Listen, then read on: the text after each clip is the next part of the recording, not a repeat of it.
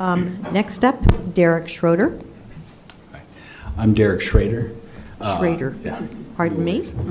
I'm a local realtor here in the Iowa City area at LKR. My wife and I and our two kids have lived in Coralville since 2020. We lived in Iowa City for 11 years before that, and I went to the University of Iowa. One of the primary reasons why I'm running for City Council is our water situation. We definitely need to figure out a way for it to get better. It's always an issue when I work with clients and their homes, and they're having to replace their water heaters and their knobs and everything like that, probably every 3 to 5 years. I think you all know what I'm talking about. When we lived in Iowa City, it wasn't really much of an issue. We had pretty clean water, and I think our water heater lasted probably about 20 years before we even moved into the house.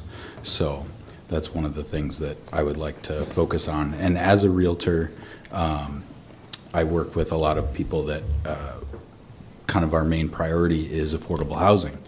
And I know that that's a real issue here. I work with a company called Astra Commons. They're trying to work on some big things in our area and want to see some things change, especially on 5th and 2nd. So, okay. Okay, thank you.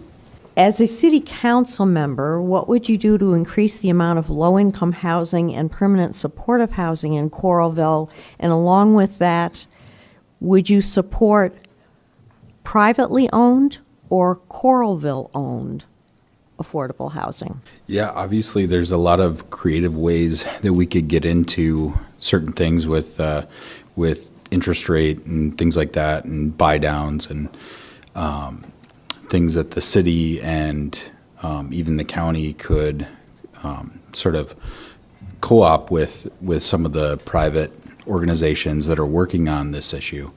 And I definitely think there's some conversations to be had about what we can do with that. But as of right now, I think it's getting better.